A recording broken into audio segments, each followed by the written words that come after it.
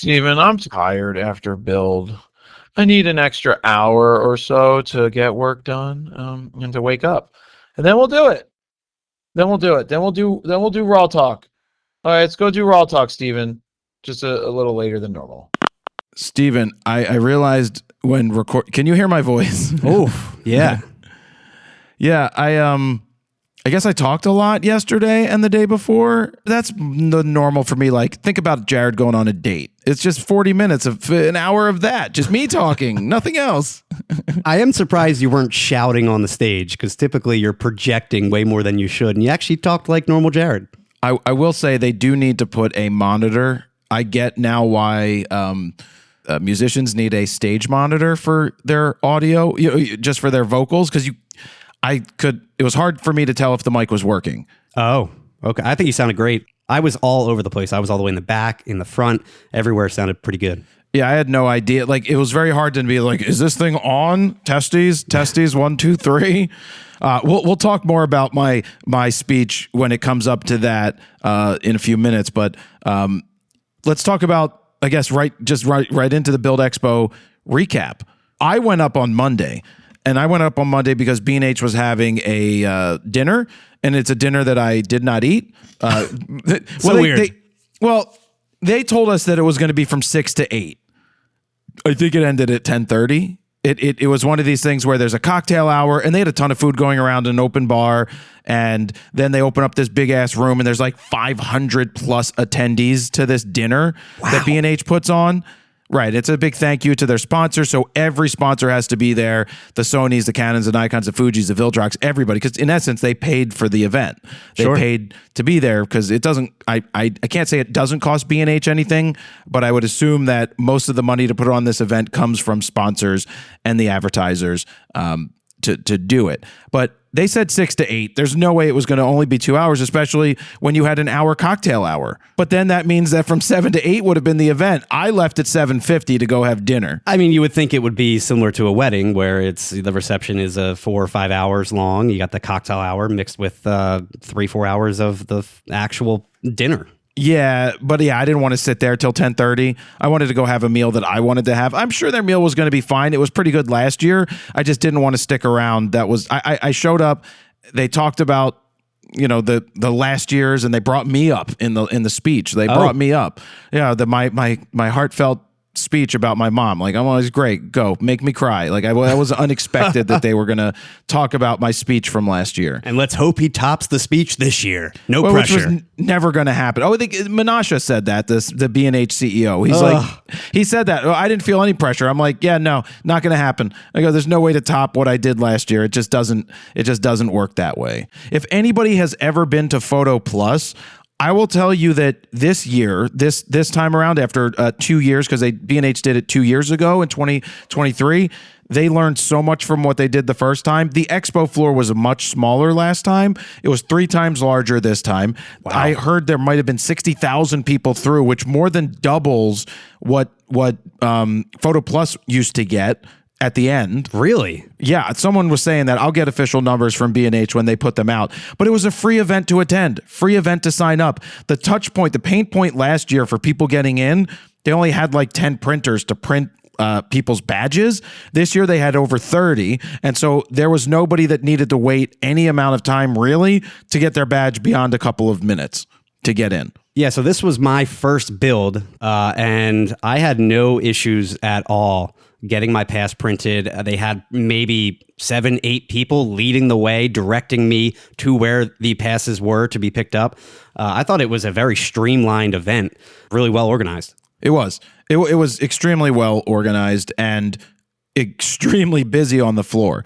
I thought it was perfectly fine. I thought for the amount of people that were there, regular people could still move around, get to where they needed to go, touched all these different booths. They had tons of booths. There's a lot of smaller booths, but it was really a well-done event. You could go to any of the booths and check stuff out. You have your Nikons, your Canons, I thought the Sony booth. I went looking for people to talk with at Sony, didn't find the people to talk with. I went to Fuji's booth to try and talk to them about getting stuff. None of the PR people were there on the day. Like the second day, I was like, hey, I'm here to talk to so-and-so. And they're like, they're not here. I was like, that's great. I will say it was a little tough to find some booths. Like Nikon and Canon stood out like a sore thumb because they had these giant signs hanging from the ceiling. But if you didn't have one of those giant signs, like you said, meet me at the Fuji booth, it took me a minute to find where the Fuji booth was because there was no giant Fuji symbol above their the booth. So you weren't with me on Tuesday.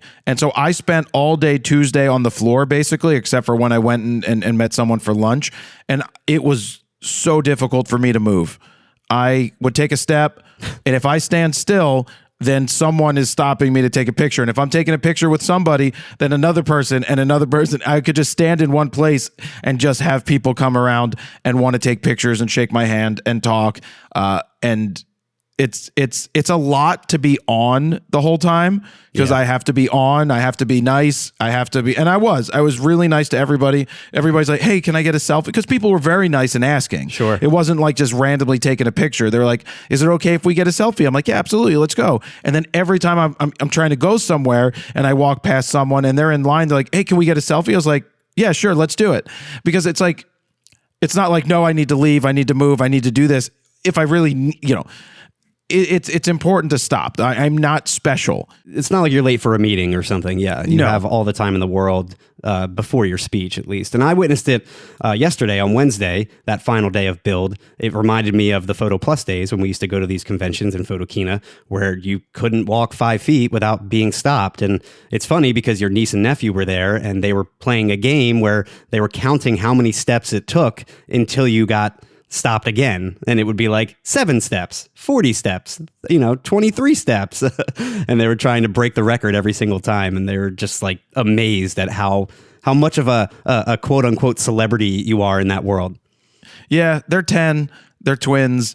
They found it fascinating but what they would fail at is if I'm standing in one spot and 2 people come up and then 3 people and I only turn to the side, that's like 0 steps till the next selfie.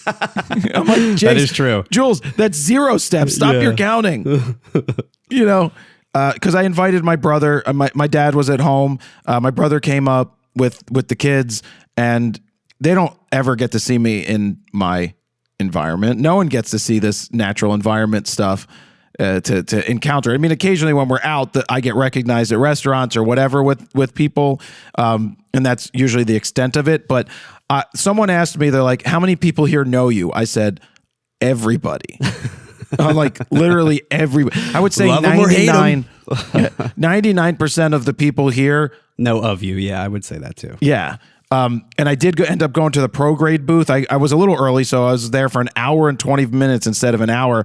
And it was nonstop. It was like 400, maybe 500 people that rolled through as I was standing there to come say hi, get selfie, get some swag from the pro grade booth. And it was just every person that I talked to that worked for a company there was like, this is really good. Because the worst thing is when you're doing a show and they're like 5-day shows. Yeah. Just sitting in a booth all like 7 hours in a booth. Like, holy shit, is it deadly to do that stuff. So who else did you see there the first few days? Because I think I only saw really Jordan and Chris from Petapixel, said hi to them. Saw obviously a bunch of the people we work with, like Canon reps, Nikon reps, Sony reps. But I didn't see a lot of other creators. Granted, I was only there for 3-4 hours on Wednesday. I saw Tony Northrup. Oh, your best friend now, Tony Northrup. Yeah, we went to dinner twice. Yeah. I saw Matt Granger coming down an escalator. Okay. Kind of reminds me of Germany. Were you in Germany? Photokina, yeah. Remember when we did a meetup and we had like 100 people? We had sorry, my voice is pretty shot right now, but we had 100 people that we went to the bar, and then Matt Granger and his group of like 5 walked by. Dude, I totally forgot about that moment. Yeah, remember that? Yeah, I don't want to talk more about it. Peter Hurley's there because he always has his shebang booth. You guys were doing like a ab off. Who has the better 6-pack? Well, he's good. I mean, so Peter's 55. He's gone through his balloon phases in the past where he's gained weight and then he's gotten in shape and gained weight and then gotten in shape again. Right now, he looks to be in really good shape. He looks great. Well, it doesn't hurt that you're like 6'2", sexy, married a supermodel. Good looking dude. Yeah, I mean, that's why he was a model before he was a photographer. I love Peter. Yeah, he races boats with sailboats. I mean, he's like the Abercrombie he's like the not Abercrombie. Before that, you had the Polo Ralph Lauren. Yep. He's like that guy, or the Tommy Hilfiger guy. Hilfiger? Yeah, Tommy Hilfiger. Jeez, is that the porn version? Yeah, hey, Tommy Hilfiger. I saw those people, and really, it was just I got to go see the things that I wanted to see, sort of, but I always miss things that I want to see because I get distracted. So that was my issue. Every time I want to go to these conventions and actually take a look at certain things, we did get to stop by the Aperture booth, and I did get to see a lot of their new lights and stuff like that. We're looking for like a travel kit for you, for example, to do photo news fix on the road or something like that, and maybe some more lights for the studio for certain sets. But I didn't really get to check out any other booths just because I was following you and attempting to get footage of you also, but I couldn't just because it was so like congested around you every single time because again, you'd be stopped every 30 seconds. But yeah, one year, I'm going to go just by myself and actually check out every single booth and see what they have to offer. Because I will say, certain booths I was walking by, and I can't keep up with the constant barrage of new technology and what's out. And every single booth you'd stop by, and they'd be like, "Oh yeah, did you check this out? This just came out. This just came out. This just came out." I didn't even know half the stuff even existed. Yeah, a lot of people. There's a lot of microphones from everybody. I heard Insta360 is going to be coming out with their microphones. Well, Hollyland, we stopped by and they were showing us their new 32-bit float recorders and stuff like that. I didn't know they even had that stuff. Well, actually, they were showing something that was coming out. I don't know why they show things that haven't been announced yet. I find that odd, yeah. But they're going to be coming out with a transmitter receiver thing. It plugs into Sony hot shoes. Canon hasn't unlocked their hot shoe to allow this. But what was cool for Steven is there's earbuds for wireless monitoring. Yeah, my concern is the typical Bluetooth latency, which isn't terrible at all, but it still could be a little rough if you're monitoring audio and trying to also match that up with the visual you see on the screen. I think just hearing it is good enough. Being able to hear things that are going on, like talk to me or hear me and have it wireless, and you're not using shitty headphones like wired headphones. Yeah, it's great when I'm when we're doing like a lens review or something where I'm manning 2 or 3 cameras at once, where I'm not really looking particularly at the screen. I'm just kind of double checking, is it in focus? Am I hearing the audio come through? I'm more paying attention to your speech and what you're saying and making sure, we're not saying things wrong or there's not like audio pops or whatever it may be. But it might be a little different if I was actually like monitoring the camera itself. We'll see what happens. There's just way too much gear that all these companies have, and they all want to send stuff, and that's the toughest part. Like I get people that walk up to me at the event. They're like, "I have this product. Do you think it would be good?" And I have a hard time lying. And it's like, no, it's not a good fit for me. This sucks. No, I don't say that, but it's not a good fit for me. And I don't want to be like, "Oh yeah, this is great," and then have someone email me and then I blow them off that way. Sure. Right? I'm not blowing them off. I'm just saying like, I don't think that's a fit for me. And I just don't, I wouldn't use that. So like I have those conversations. But what I will say is that B&H did a tremendous job of putting this together. And the reasons that it was better than any of the Photo Pluses. Photo Plus costs money. Now, I believe the expo floor, you could always sign up for free to get on that. But if you ever wanted to go hear someone speak, they would charge you. You had to pay to go hear Chase Jarvis give his keynote or whoever else was doing it at the time who was big. And B&H had so many. They did a creator track. They had a photo track. They had I don't even know, a business track maybe. They had so many different options and choices for people, and it was all the rooms were packed. It was crazy. Well, and what I really liked, since B&H obviously deals with a lot of different brands, they had something like a podcast room where they had all of these different brands mixed into one and showed you what you could do at home if you bought a Rode microphone, paired with like a Focusrite box, paired with a different type of studio monitors. They had all types of different brands mixed and mingled together that you could check out, where usually you're only seeing like what Rode offers, only what Focusrite offers, etc. It's when it's done right, it's done right. And so they'll probably do another one in a couple of years. They keep pulling them off. I don't see why they wouldn't. So I think it was a super solid event. Usually I hate going to those events, but I was fine. Day before, I was on the floor at 9:30, walking around, and then even after it closed at 5, I was still talking to some people on the floor because I just wanted to catch up with some people. And Though yesterday I chose to hide as much as I could because I know I needed to save my voice to speak, and I needed to be in speaking mode. Now, speaking of the speech, what'd you think? Because you didn't know what I was doing, really. Well, I kept asking you. I'm like, I don't know. What exactly are you talking about? And you're like, you'll see. Blah, blah, blah. I got it all right here, like in my head. And I'm like, but I need to know because I'm filming a lot of it. And I just need to know what are the big moments? Like, where should I be when that's the pivotal part of your speech, or that's the climax, or whatever it may be? That's the buildup. I thought it was great. I am usually the first one to tell you if it wasn't great or if there were any issues, but I really think the entire speech, start to finish, was solid. Especially the part when you talked about owning 5 properties. That was probably my favorite part. Believe me, I wanted to mention it for a reason, and I know there was a time I was like, some people say that it's a mix of arrogance and confidence, and they're right because it's a mix of both. I love them or hate them. Well, my take was I felt like I was struggling, even though you said I wasn't. That's what you mentioned to me, and I really didn't see that. I thought you came across as extremely confident and sounded great. Your flow was solid. There was no weird, awkward moments. I would say the only awkward moment was when you said, does anyone have my new photo book or something? And there was like one person raised their hand. That was the only kind of like, maybe we should have nixed that part. That just came up out of nowhere. That stuff doesn't bother me. Well, because you took all. a second to like look around and it was just I was like, well, not that many got shipped out. Whatever. Yeah. Move on. You got to just keep moving up there. I started it off with a statement. It was something that my dad wrote me a letter for, and it was, there's 3 types of people in this world. Well, actually, the way I started was with my intro, and people finished my .com thing, by the way. Yeah. Like the whole room. That was pretty cool. It's a perfect intro every time.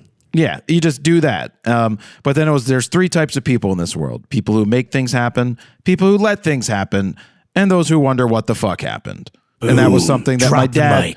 Yeah, that's something my dad wrote to me in a letter, and we'll put the video up when we get our edit done, or like last year we put up the B&H feed so that everybody could listen to it. And I'm hoping we actually get raw assets this time around, uncompressed pre-stream, because last year I think I might have just had to rip the actual video from the live feed, and unfortunately the live stream doesn't look great when you compare it to like actually recording with a proper mirrorless real camera on the floor. So I ran around. That was my job, to kind of get different multiple angles of you doing the entire speech. And my hope is to try and make some kind of cool short form video, maybe taking the best part of that speech and making it into like a 2-3 minute video or something like that. Or just in general, having better footage for that long form entire speech.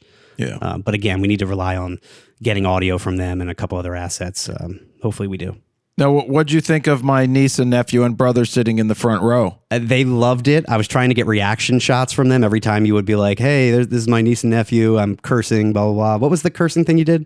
Well, what happened is a few days ago, before the event, I was just thinking, how can I incorporate my niece and nephew? I was at dinner and I was just talking and I was like, yeah, I'm going to curse a lot, but my niece and nephew are going to be there. I'm like, why don't I tell them that every time they're going to keep track of every curse and they'll get $1 each for every curse. And I was like, well, $1? What the fuck that? I'm a millionaire. Let's go bigger. 5. Shut up, Steven.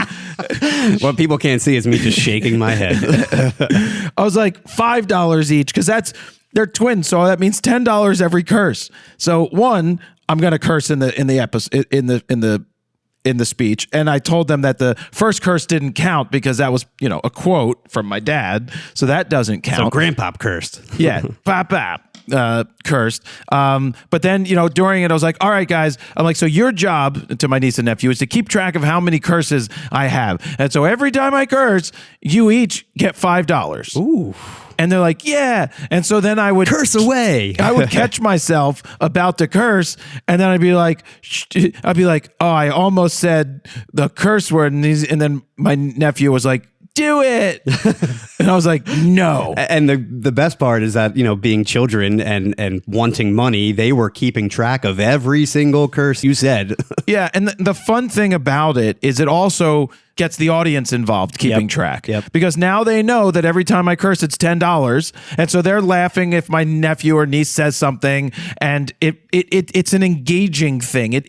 It breaks down the barriers. I genuinely was laughing out loud every time you would do a callback and like curse and be like, "Oh shit." As you said that, by the way, I was behind someone in the audience trying to film from like a chair, and he's like, "Oh, that one counts as 2." He was like talking to his buddy. So you clearly got the audience involved. Yeah, because what happens is I said shit, and then I said shit. You said shit because you said shit. Yeah, and that was like, well, I get stuck in these loops. I get stuck in cursing loops where I catch myself. I'm like, fuck, shit, shit. You've seen it happen. Oh, I've seen it happen many times. Yes, it's hard to stop. I could do probably an endless blooper roll of you cursing with all of the behind the scenes footage we have that we cut out. So anyway, it ended up being 6 and 6 curses. So Only 6? No, really? Yeah, it's $120. I feel like you cursed way more. No, Steven, I was very good. Huh.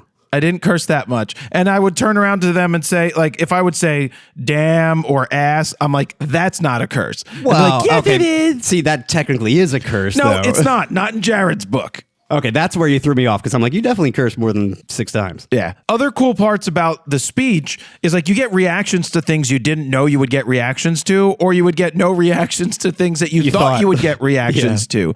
One of the reactions was when I was talking about the James Blunt photo, which is me on stage with him. I say at the beginning of the talk that I was talking to my friend and he told me James Blunt was coming into the studio the next day. And I said, I will be on stage tomorrow night with James Blunt at the Staples Center where he's opening for Ed Sheeran, but I've never met James Blunt. Foreshadowing. Right. And so it goes through the process of what happened, how did that happen? And I'll leave that to you guys to watch that when it comes out. But at the end, I'm going through the photos and then I pause and then I put up the shot, and I believe there was an audible sound when the people saw the shot that I got on stage with James Blunt. Like a big gasp. So that was good. The Kanye West story is always a good little discussion. And then, of course, all of the stuff with Perry Farrell. So On the Road with Perry, talked about how that happened, flipping through the images, and then I get to the image of Perry in his underwears, and I flip to it, and everybody was like, "Oh!" That was probably the biggest reaction that I heard, at least, was like when you put that image up, they're like, "Whoa!" That was unexpected. I mean, I've seen that image since 2007 when I took it. That is probably top 5 images of yours for me. I've always loved that image. Yeah, it's a great shot. Perry in his underwear as a mannequin at Bloomingdale's. But what made it even better is in 2007, there was someone else on the road with me at that time that we used a camcorder because we had iPhones, but iPhones only took pictures. They didn't take video just yet. And we had a XH-A1 Canon camcorder with HD videotape. I hate that camera. We have the behind the scenes footage of Perry talking about should he do this. Then we go through a door. We run out into the place. You see Perry walk. People were laughing. They saw it. Then he locks into the pose. You hear 3 shutters and you hear me say, I got it. 3 pictures. 3. No motor driving, different era. I took 3 pictures with intent. I think I just changed the zoom range just a little bit and ended up with that shot of Perry in his underwear. And that was a huge reaction. And Perry's pose is just perfect. Like he literally looks like a mannequin in that shot. And it's just so quick. He's just real quick, robot, and move on. And the great thing that I've always said is the juxtaposition between Perry and the mannequins.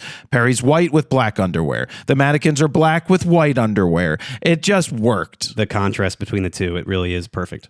Now, Bloomingdale's wasn't open at the time, by the way. Why were you even there? There was a John Varvatos event, and Perry was in John Varvatos ads. Oh. And so they shut down the store, or part of the store, the department store, and they had a stage because Perry and Satellite Party were going to be doing a performance. And so we were there before everything. That's the night I met Jim Marshall, was there in 2007 in San Francisco. And so Perry was like, should we do it? Should I do it, man? And then I love your Perry voice every time. Yeah. I think people love the Perry voice when I do the Perry voice. I was like, here he is smoking a joint, which, I mean, I guess it was legal. We're in Canada. He said it was medical. Right? But the funniest thing happened when out of nowhere I remembered something, and I was telling the story about one of the guys that I photographed, and I was like, oh yeah, I was invited to a Diddy party once. That was good. That was probably the laugh out loud moment of the night, I'd say. Yeah, so I talked about that and what happened with that, and that was just a good laugh. Speaking of the Perry moment too, we also showed footage from the Poison image that you have of Bret Michaels on stage and how quickly that happened. You played the YouTube short that we did, which probably no one really saw because shorts just died on our end. And I think that got a really big reaction from the crowd as well. It did. It did. Because people don't realize how quickly these moments happen. You always hear after the fact, like, well, if it was me, I would have done this. And why didn't you do that? And blah, blah, blah. And it's like, well, if you actually saw how quickly a moment like that happened, how quickly I had to capture that, you would understand why I had limited amount of time to do anything. That's why I really wish Canon and all the people would unlock the hot shoe for me, because I love recording the scene. I love recording every shoot that I do, and thankfully Dan was in the crowd for that one. We got him tickets for that show, the Poison show, and he was able to get that footage of me shooting, and you literally see how fast it happens. So quick. It's just like people think, oh, he held his fist in front of my camera, and you're like, nope, got down low. He turned around, he punched, and he walked away. I do miss, by the way, doing nice punchy shorts in terms of audio, because your voiceover on that sounded epic on that sound system. Yeah. It sounded so good. People clapped at the end. I was not expecting them to clap after a short. Yeah, I think that might have gotten the biggest applause of the night, just because, again, it's just such like a wow moment. You don't realize how quickly everything unfolded. Yep. And that's why I love showing how the photo was made, if you have the footage to do that.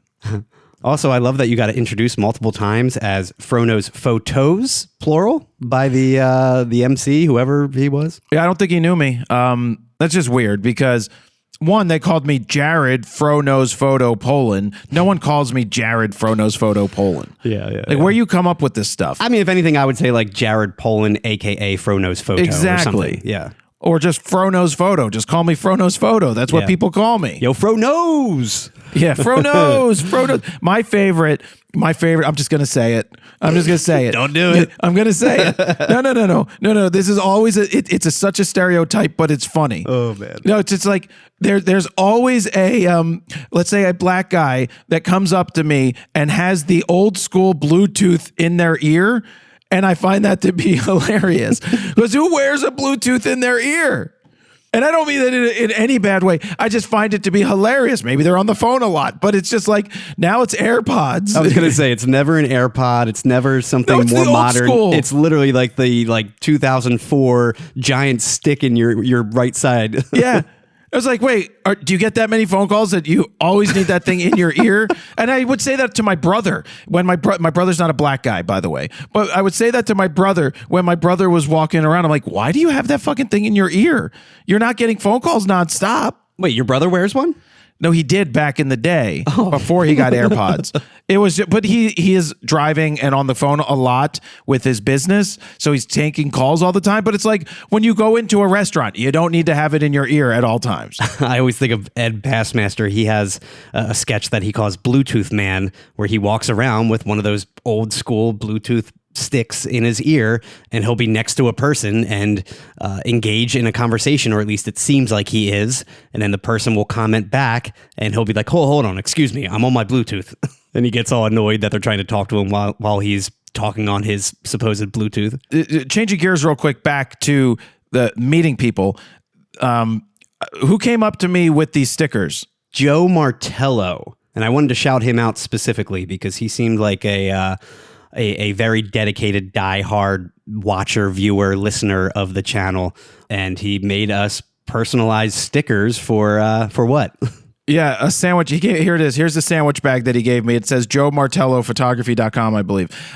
He came up. There were only a few people that said the secret word, of which I was like, I forgot we gave a secret word. Well, I had told you in the beginning of the week, I'm like, I wish we went back to last week's RAWtalk and mentioned, remember to say the secret word, which at that point we had both completely forgot what the secret word even was. Do you know what it was? Well, I had said that too, leading up. I think we did it like 6 weeks ago or something.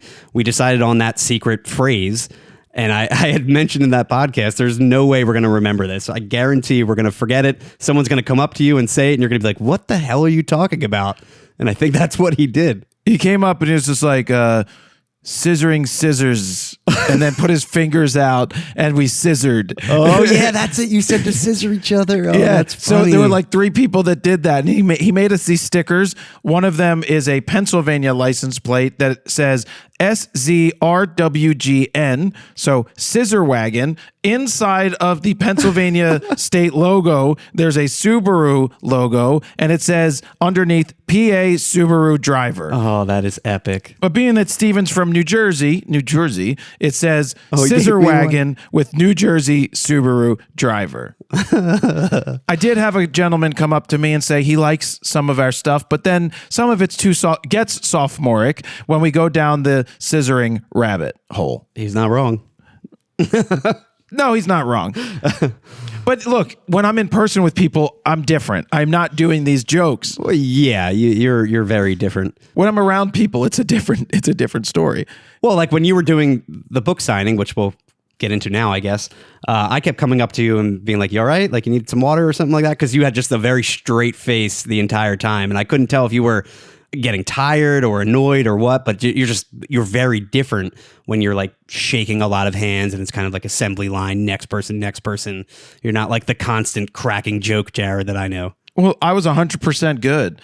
I had plenty of energy. I didn't need water. Your face said something different, so that's why I was asking. Resting asshole face, resting dick face, all of it. No, I was fine. I was just like, but I smile in all the photos. Yeah. I and talk to everybody. I mean, there were a few people that, like, there was a long line. So what happened is at the end, B&H bought 250 books. That was part of the speaking fee. I was like, I want you to buy this amount of books. From a business standpoint, I'll explain to you real fast why. Because if I know that I can move 250 units, that meant that I could order more books, which brings the overall price down, which in the long run should generate more revenue or more profit. And so when I knew before I ordered the books that B&H was going to buy 250 books at cost that I gave them, so it was just good, it just helps bring down the overall cost of the print run. And so that was helpful. But at the end, I gave out some of the bookmark tickets before to random people and say, bring this to get your book. And it was a little disorganized how it worked, but next time we can do it better. But we had a long ass line. I mean, it took an hour and 20 minutes for me to get through that entire line, and 250 books were given out in that time. And almost everybody that wanted a book got it. Of course, there's a few people that didn't, which obviously they might be disappointed. But I hate when they try to guilt me into like, I waited in line. I was like, you did, and I appreciate it. But there was only a certain number of books, and that's how it is. It was made clear that it was first come, first serve. We have a limited amount of books to give out, not an endless supply. So unfortunately, it is what it is. But yeah, that line was never ending. Every time I thought it was getting smaller, more people would tag on the back of it. And it took a good, like you said, hour, 20 minutes. And the unfortunate part is that the meet and greet, book signing, whatever you want to call it, was in like the party pavilion room with a DJ. So it was very hard to hear and to have a conversation with people. And it was kind of just like a big party room. And it was actually tough for me to find you in the beginning. I walked into that room trying to find you, and it was so packed. It took me a good 10, 15 minutes to even find you in the back corner. Yeah. I would have rather had it done in the hallway like we did last time. And a part of it is with 250 books, that's a whole pallet plus that's 1,000 pounds. I mean, that's a lot of books. They're heavy books. Speaking of the book too, it's funny because the people handing out the books, the B&H employees, one of them came up to me and they're like, yeah, unfortunately there's a few books. They must have got damaged in shipping. And I look at it and it's the spine part, the binding they're talking about, the Swiss binding. That's how it's supposed to look. But to them, they said people were like giving them back. And I'm like, no, it's meant to lay flat. It's meant to look like that. Unfortunately, it looks like it's broke, but it's not. It's not. It's functional. And I was explaining it to them. They're like, oh, whoa, it does lay perfectly flat. I'm like, see? But I totally get why they thought that there was an issue with the books. Because I even had a couple people come up to me and be like, "Yeah, I think there's something wrong here." I'm like, "No, it's fine. I do a good thing, and then people don't get it. Yeah. So I think you don't see books that often like that with the spine kind of separated.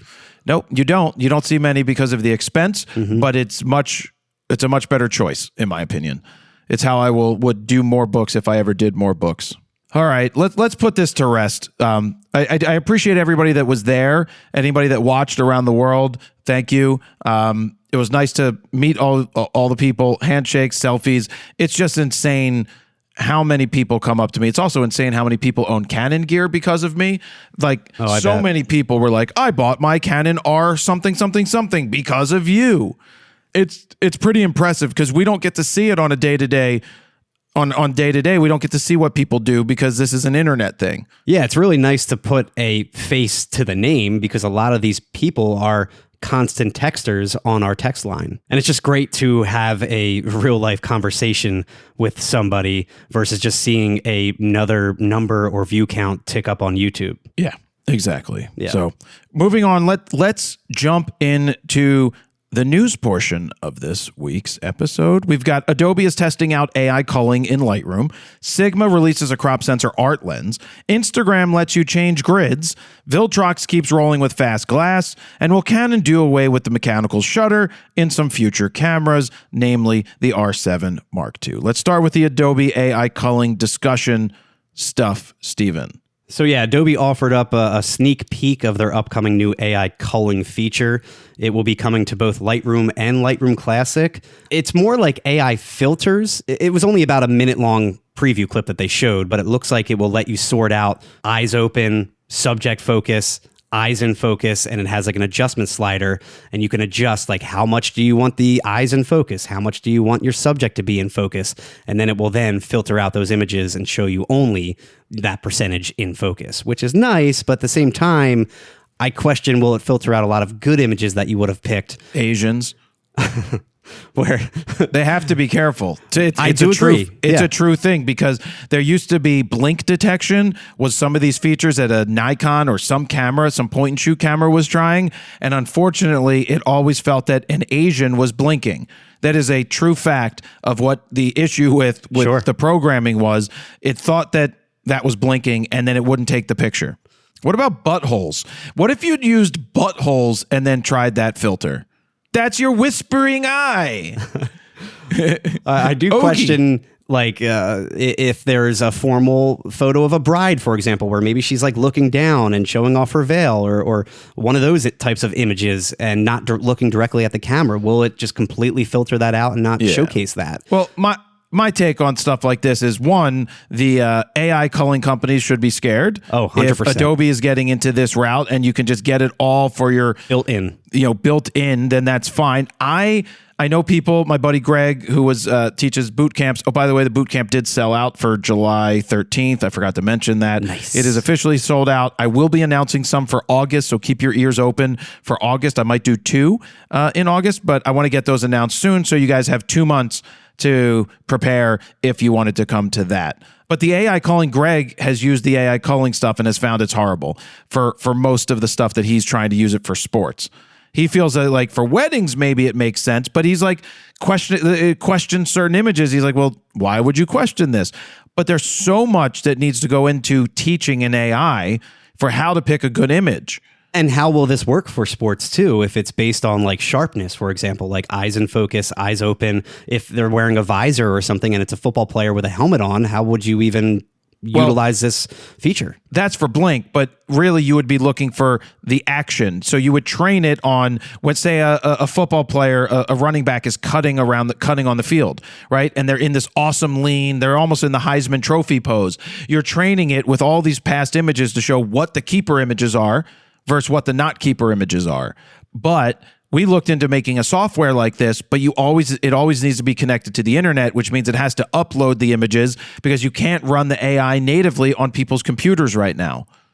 It has to be run at the server level. I do get what you're saying, but it looks like so far Adobe is only offering those 3 or 4 different filters to filter out. And again, it's more based on like focus. It's more like a filter and not so much automatically culling and picking out the quote unquote best image for you. It's just sorting them out and not showing you the out of focus images. But at the same time, there's definitely plenty of images where I might have slightly missed and maybe it's eyelash AF or something along those lines. And it's good enough because that pose in that image is the best pose out of the bunch. So I still am a big fan of manually going through all of them, unless I'm in like a time crunch or something like that, where I need to get them out right now. Like when I would do concerts back in the day and we would do a live event and we would be live uploading, I would have card runners and everything, and they would be running backstage, editing as quick as possible and throwing them up online. That I get because it's good enough, but not so much a wedding. Meh. Like I don't know about giving up my ability to select images. I think I will do a better job at all times. Same. I use Photo Mechanic for culling just because it's so much faster than Lightroom. Just like you're just banging through raw files and you're just clicking through and you star the ones you want, and then you can just sync the metadata with Lightroom and all of your stars are there. And so that's what all the sports shooters and quick newspaper people use, is they use Photo Mechanic to cull. Greg uses Photo Mechanic to cull. We use Photo Mechanic here during boot camps to cull the people's images at the end of the day because it was so much faster than Lightroom. And so the future is obviously going to be the AI stuff. The search in Lightroom would be great if I could search red hat. Sure. Yeah, blue agreed. T-shirt, microphone, right?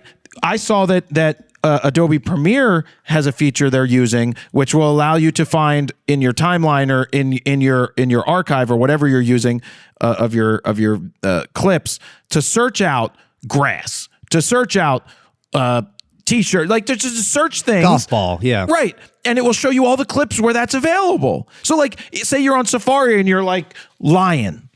Right? Anything that involves a lion, anything that involves a tree, and then the shit like comes up and you're like, oh, good call, Adobe.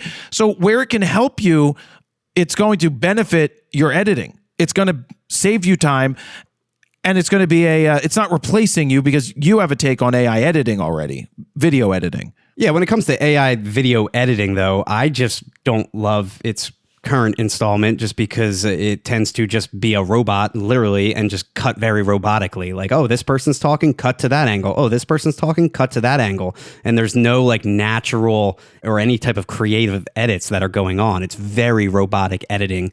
Also with breath cutting, like it tends to just, oh, there's a pause here, cut it out. But really it might be better to show that person taking a beat and pausing and thinking about something than showing like instantly the cut and showing the next thing. It's great for short form content, like a reel or something like that needs to be 60 seconds or less. But when it comes to long form content, I just still think it's not there. I think it will be there quickly, though. Yeah, it's going to keep getting better and better. So I welcome the search. I welcome potential culling things that might get better and better. But in its current iteration, it's not there. It doesn't know what the winning images are. But yeah, I mean, I can go through the images pretty quick, except for I know that Greg, when he's shooting sporting events, could do 14,000 images in a game, just banging out shots. That takes a lot of time. For him, if there was a good sports AI, that would save him, hundreds and hundreds of hours a year. Next up, Sigma has released a 17-40 1.8 lens, which is an art lens for crop sensor cameras. And when I was offered it, when they told me about it, I decided not to take it because I have a thing against crop sensor cameras. And then a week before it was announced, I was like, you know what? It's a 1.8, it's a zoom. And you were like, you should probably play with this lens. Yeah. I was like, you should probably definitely get this lens because it's basically the successor to the 18-35 1.8 DC DSLR lens that they put out over 10 years ago at this point. And a lot of crop sensor users used that specific lens for like video work because it is that nice mid-range 35 millimeter equivalent of the new one, 17-40, is an equivalent of a 25-60 2.8, or if you're using a Canon version, the RF version, which I think is coming out in like a month, right? Yeah, the Canon RF one is going to be announced a month or released a month after the L mount, X mount, and E mount. Yeah, so unfortunately, Canon does the stupid 1.6x crop on their APS-C sensors, which I really do not understand. It is a 27-64 2.8 equivalent on a Canon RF cropped sensor. So it's a really nice range for APS-C. That mid-range, it's not a 24-70, but it's close enough. It would probably be my run and gun choice for a lens video-wise if I'm shooting APS-C. My big thing is the price. I think it is a little overpriced at $919. It probably includes about $100 in tariffs in there. If I had to guess, if it's made in Japan, there's a 10% tariff on everything coming into the country from other countries. Yeah. So it's not as bad as China right now, but yeah, there's probably still $80 to $90 to $100 of tariff on top of that they've included in the United States in that pricing. I think it's a solid lens. My contention, and we discussed this but when I was deciding to review it, is I think from the standpoint of photographers growing to full frame. I think that my goal is to get photographers who want to learn and who want to grow into the gear. Now, that doesn't matter with Fuji because you can't go full frame, so you can't take it with you. My contention really is you spend $919 on this crop sensor lens that cannot age up with you if you decide to go full frame in the future. On the flip side, Stephen, if you just want to take pictures and you're going to stay crop sensor and it's not about being a pro, so be it. It's a very nice option with the internal zoom, fast zoom, like really smooth zoom. It's just it is an art lens. So it's going to be their best of the best with honor, sir. Just expensive. Yeah, my argument used to be that some people just can't afford full frame and they want to use it as a hobbyist camera or something like that, or just want to take decent pictures. But in terms of affordability, $919 is a bit of a stretch. Like, that's a lot to ask for. And at that point, I almost would say get a full frame lens. When I was selling cameras at Allen's, the biggest lens that I would push that was a kit lens replacement was the 17 to 50 Sigma 2.8. Now, I get it's not a 1.8, but it was like $399 or $429, and I would put the kit lens on, the 18 to 55 kit lens on a camera. People would look through, and then I'd be like, all right, now let's put this lens on, and I put the 17 to 50 2.8 on there, and they go, wow, it's so much brighter. Whoa. But that was it. That's all I needed to do. And I'm like, look, this lens is going to be so much better. You may not understand why right now, but it's a 2.8. It's going to gather more light, as you just saw, which means your images are going to be cleaner because the ISO is going to be lower. That's when that mattered more. And that's how I sold a shit ton of lenses, because you know why, Stephen? Why? Why do you think? Because you're the best. I'm the greatest salesman of selling cameras. Yeah, that's true. But you're right. That is when ISO mattered. And now, I was shooting, for example, video we're talking about with the R5 II, full frame and everything. But yesterday during the speech, and it looked clean as hell at like 4,000, 5,000, 6,400 ISO when I was trying to film you like backstage prior to the speech. It's just mind blowing how far ISO has come in, I would say, what, 10 years? Yeah, 10 years. 10 years. Yeah, 10 years. It's come a long way. So. It has come a very, very long way. And again, I'm talking more about video here. That's a testament right there. Yeah. I have a bunch of sample images that I shot. We will be recording the review at some point to get that out. And we didn't want to rush because we were getting ready for build. But that is getting ready to get filmed. Next story, we've got Instagram grid changes, rolling out the ability to everybody to change your grid order. So you can change your grid, you can change your layout to make it look a certain way. You don't care? I don't care at all. All right, good, honest. Because it's kind of weird. Like, I don't care about my grid, and it shows. I'm not Peter McKinnon, who had one of the most beautiful grids that everybody copied because it followed this aesthetic. I don't care. Now, I then went into the talk that, well, maybe it makes sense that you could kind of make it your portfolio, because if you can move things around and you can do 20 photos in a carousel, it might be a good way to showcase your work. And then I was like, well, you can't mix and match horizontal and vertical unless you do square exports for everything, right? And put it up that way. Yeah. So that's kind of weird. And that's why I was like, well, you could still use your own Squarespace. I was just like, you could get a Squarespace site, By the way, squarespace.com/FronosPhoto. Use the code FronosPhoto at checkout to get 10% off your first order.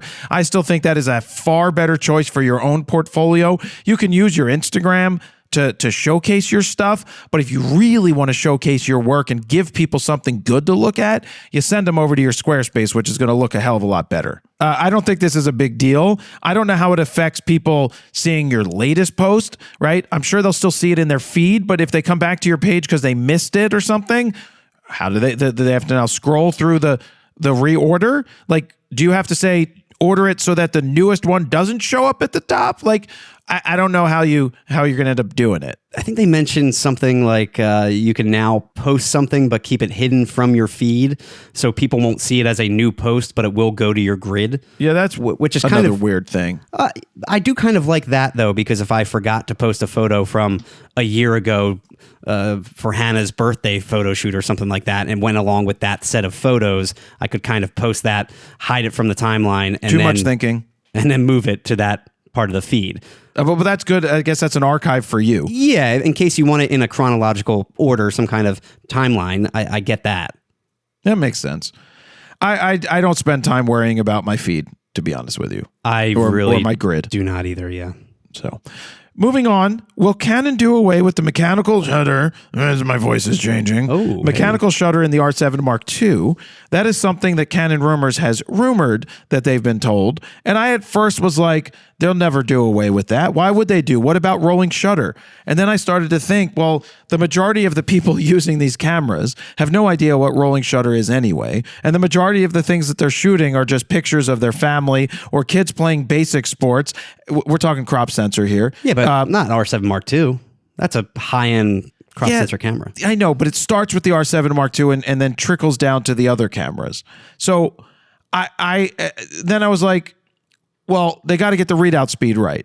If they get the readout speed right, well, because what I thought is, well, the R8 already does 40 frames a second. And the rumor for the R7 Mark II was that it's going to be capable of doing 40 frames a second electronic shutter.